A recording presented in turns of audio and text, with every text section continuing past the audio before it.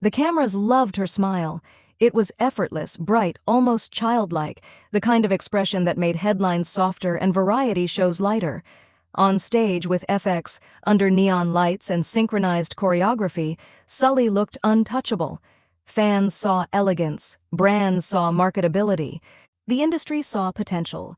From a young age, she had learned how to stand still while thousands watched, how to answer questions without saying too much, how to become an image before she became an adult. But images do not feel pressure, people do. And pressure, when constant, does not disappear when the music fades. On October 14, 2019, the music did fade. The headlines shifted from comeback rumors to shock. The smile that once filled magazine covers was replaced by silence. In the hours that followed, social media flooded with grief, regret, and reflection. But grief arrived alongside something else: realization. How loud can online voices become before they drown out the person at the center? How often do we mistake commentary for consequence-free speech? Sulli had become more than an idol. She had become a battleground of opinions. The more she expressed individuality, through candid Instagram posts, honest interviews, or personal choices, the more polarized the reaction grew. Some praised her courage. Others scrutinized every move. The stage lights were never the only spotlight. The comment section was brighter, harsher, and relentless. This is not only a story about fame or tragedy, it is about a system that rewards perfection and punishes deviation. It is about a young woman who tried to live authentically inside a culture that often demands uniformity. And it is about what changed after the silence, because her story did not end with the headlines. In many ways, it began there. The world remembers the image. Tonight, we examine the weight behind it. Long before the idol image, before synchronized stages and curated social feeds, Sulli was a child actor navigating a world built for adults. Born Choi Jin-ri, she entered the entertainment industry at an age when most children are still discovering who they are. Commercials, small drama roles, auditions, the camera became familiar early. Adults praised her confidence and natural charm. Directors noticed how easily she performed emotion, but growing up in front of lenses has a cost that rarely appears in highlight reels. Childhood becomes compressed. Privacy becomes rare. Mistakes become public. Her transition into K-pop followed the same pattern of early immersion. As a trainee under SM Entertainment, she entered a system known for discipline, structure, and perfection. Training meant long hours, rehearsals that stretched into exhaustion, and constant evaluation. When she debuted with FX in 2009, she was still a teenager. To fans, she was visual, the face of the group, the embodiment of freshness and elegance. But labels, even flattering ones, can reduce complexity. Being the visual often means being watched more closely, judged more quickly, and criticized more intensely. Every hairstyle, every expression, every slight change in demeanor becomes content. While the group's popularity grew, so did expectations. Idols are not only singers or performers in South Korea, they are symbols. They represent brand values, social norms, and aspirational perfection. For someone who entered the industry so young, the line between personal identity and public image can blur almost completely. Fame arrived early. So did judgment. And when you grow up inside a spotlight, stepping outside of it does not automatically give you freedom. It simply shifts the angle from which you are seen. As FX gained momentum in the early 2010s, Sulli became one of the most recognizable faces in second-generation K-pop. Songs climbed charts, performances went viral, and fashion brands gravitated toward her image.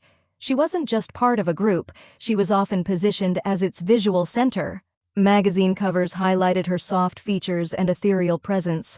Variety shows framed her as charming and slightly reserved.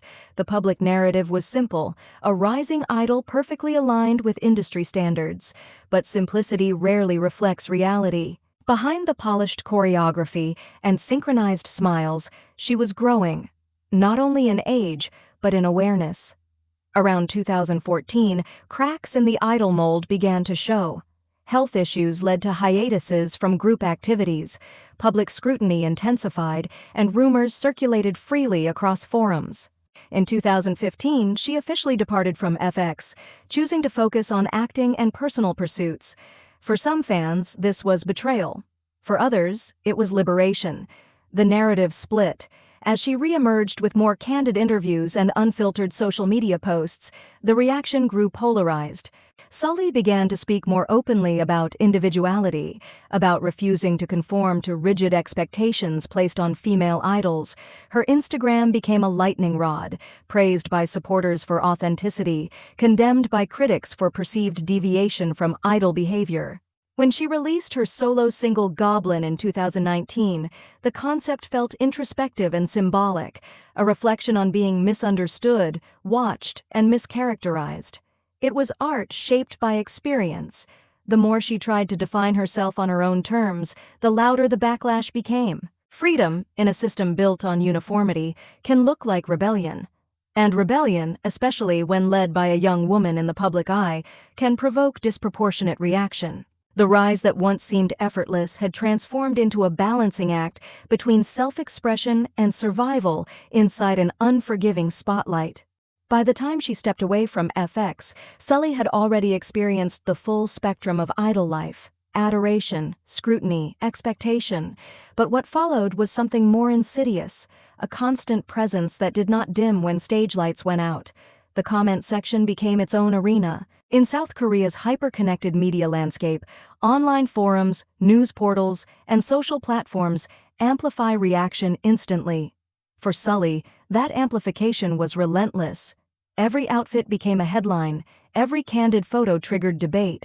The narrative shifted from performance to personal life. Instead of analyzing choreography, the public dissected her choices, her relationships, her expressions. Words accumulated. Criticism repeated itself until it sounded like consensus, and repetition can transform opinion into perceived truth. What made this pressure uniquely intense was the collision between individual expression and cultural expectation. K-pop idols operate within an unwritten contract: maintain approachability, avoid controversy, remain aspirational yet controlled. When Sulli chose transparency over restraint, posting natural photos, discussing mental health, refusing to apologize for being different, she disrupted that contract. Supporters saw courage, critics saw deviation. The louder she insisted on authenticity, the harsher the commentary grew. Hate comments were not occasional, they were systematic. Anonymous accounts circulated rumors. Edits misrepresented her statements. Comment threads filled faster than moderation could contain. The digital environment blurred boundaries between criticism and harassment. Online words leave offline scars, even when the author never witnesses their impact. At the same time, the industry machine continued moving. Public appearances required composure. Interviews required diplomacy. Behind the scenes, there were conversations about image management and damage control. Agencies often respond to controversy with silence or controlled messaging, hoping cycles will pass. But silence online rarely quiets momentum. It often fuels speculation. Sulli occasionally addressed the negativity directly, acknowledging emotional strain. In a televised documentary-style program, she spoke candidly about feeling misunderstood and isolated. It was a rare moment where the polished idol facade lowered. Instead of generating empathy across the board, it split audiences further. Some applauded her vulnerability. Others questioned her sincerity. The paradox of visibility is that transparency does not guarantee compassion. Beyond personal experience, her situation reflected a broader cultural issue. South Korea has one of the highest rates of digital connectivity in the world. Entertainment news travels instantly, and comment sections are integrated into mainstream media portals. Public figures, especially women, often become lightning rods for moral judgment. Appearance, dating choices, tone of voice, nothing remains neutral. In this ecosystem, cyberbullying is not limited to fringe corners of the internet. It can sit directly beneath official news articles.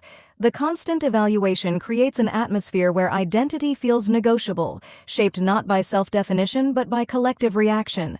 Sulli existed at the center of that storm. Pressure does not always announce itself dramatically.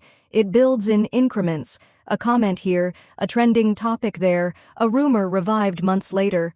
Fatigue becomes normalized. The expectation to withstand criticism becomes part of the job description. But endurance is not immunity. Living under continuous public analysis can distort perception, making even silence feel loud. By 2019, conversations about mental health in K-pop were increasing, yet stigma persisted. Admitting vulnerability risked further scrutiny. Navigating that contradiction requires resilience few are prepared for at a young age. The spotlight was no longer confined to stages and red carpets. It had migrated into every scroll, every notification, every refresh. And unlike a concert, the comment section never truly closes. In the weeks leading up to October 14, 2019, Sulli appeared, at least publicly, active and present. She had recently released Goblin, a solo project that felt introspective and symbolic. Promotional interviews showed her reflective yet composed. Social media posts continued, sometimes playful, sometimes contemplative. To many fans, there was no visible sign of an imminent breaking point. That is often the nature of internal struggle. It rarely announces itself in clear external signals. Life continued in fragments, schedules, messages, routine communication. Nothing about the public surface suggested that the timeline was narrowing. On the afternoon of October 14th, news broke that she had been found unresponsive at her home in Seongnam. Authorities later confirmed her passing. The announcement moved quickly through Korean media outlets, then across global platforms within hours. Fans gathered outside SM Entertainment's headquarters. Memorial spaces were established, both physical and digital. Social media timelines transformed into walls of grief.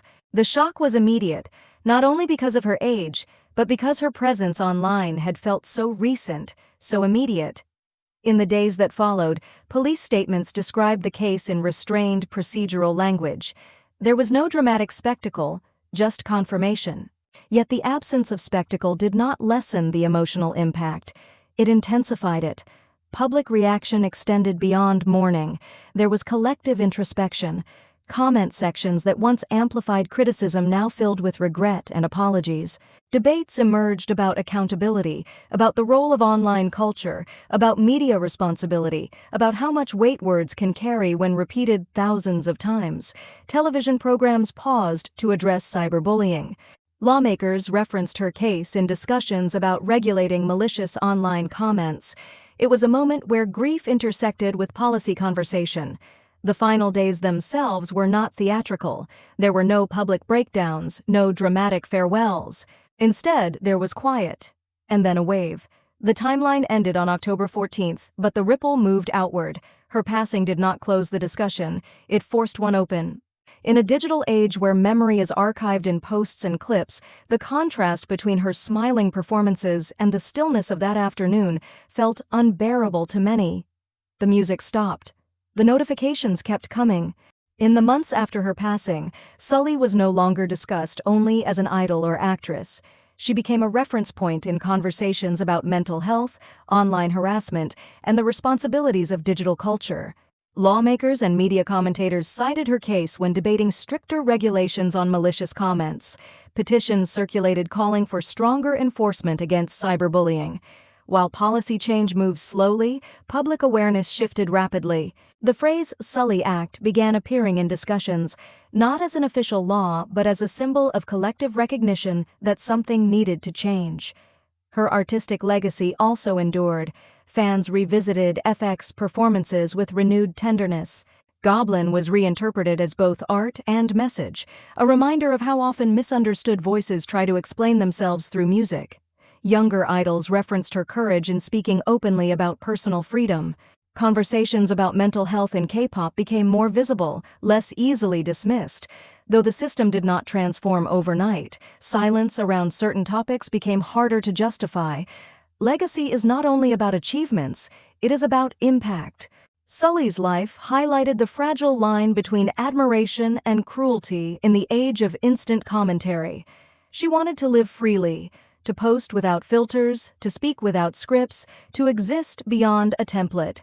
In the end, her story forced a wider audience to confront how words accumulate, how culture shapes consequence.